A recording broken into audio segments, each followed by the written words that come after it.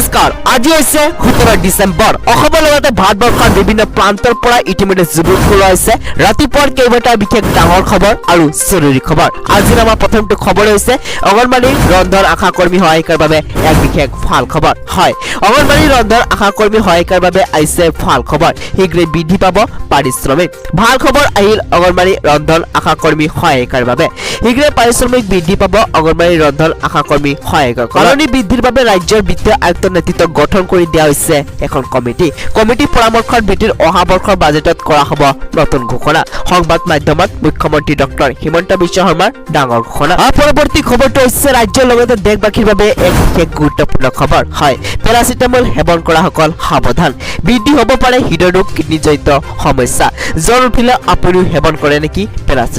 পেৰাচিটামলে heart এটেকৰ সম্ভাৱনা বৃদ্ধি কৰে বুলি গৱেষণাত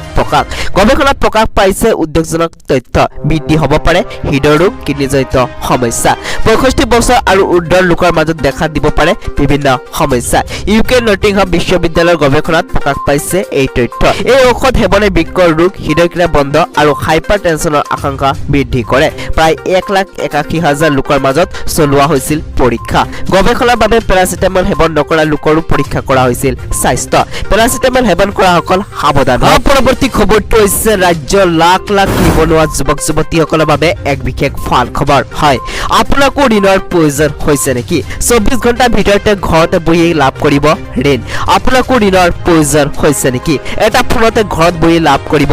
ঋণ মূলধন নাথাকিলেও আপুনি চিন্তা কৰিব নালাগে আপোনাৰ ব্যৱসায়ত সহায় কৰিবলৈ আছে বন্ধন বেংক আপুনি কি ব্যৱসায় কৰিব বুলি ভাবিছে আজিয়ে থিৰাং কৰক ব্যৱসায় যোগাযোগ কৰক আপোনাৰ সমীপ বন্ধন বেংকৰ সৈতে ঘৰতে আই কৰ্মচাৰীয়ে আগবঢ়াব ঋণ লাভৰ সহজ উপায় 24 ঘণ্টাৰ ভিতৰতে একাউণ্টত সোমাব ধন পৰৱৰ্তী খবৰটো হৈছে স্মাৰ্ট মিটাৰক লৈ এক বিশেষ গুৰুত্বপূৰ্ণ খবৰ হয় স্মাৰ্ট মিটাৰ কি বৈদ্যুতিক সামগ্ৰী কি ধৰণে ব্যৱহাৰ কৰিব লাগে গ্ৰাহকে শক্তিমন্ত্ৰীৰ পৰামৰ্শ smart meter is a sensitive meter বিদ্যুৎ গ্ৰাহকে মন কৰিব লাগিব বহু বিষয় ঘৰৰ টিভি অফ কৰোঁতে অফ কৰিব লাগিব সুইচ বৰ্ড কেৱল ৰিমোটেৰে টিভি অফ কৰিলে ব্যৱহাৰ হৈ থাকে বিদ্যুৎ পুৰণি মিটাৰ ধৰা পৰা নাছিল এই কথা ৰাজ্যৰ সমস্যা উপলব্ধি কৰাৰ লগতে সমস্যা দূৰ কৰাৰ চেষ্টা চলাইছে চৰকাৰে চৰকাৰী কাৰ্যালয়ত বিদ্যুৎ ব্যৱহাৰ কণ্ট্ৰল কৰাৰ ক্ষেত্ৰতো লোৱা হ'ব ব্যৱস্থা নতুনকৈ শক্তি বিভাগৰ দায়িত্ব লৈ মন্ত্ৰী প্ৰশান্ত ফুকনে স্মাৰ্ট মিটাৰ সন্দৰ্ভত কৰিলে ডাঙৰ মন্তব্য পৰৱৰ্তী খবৰটো হৈছে ৰাজ্যবাসীৰ বাবে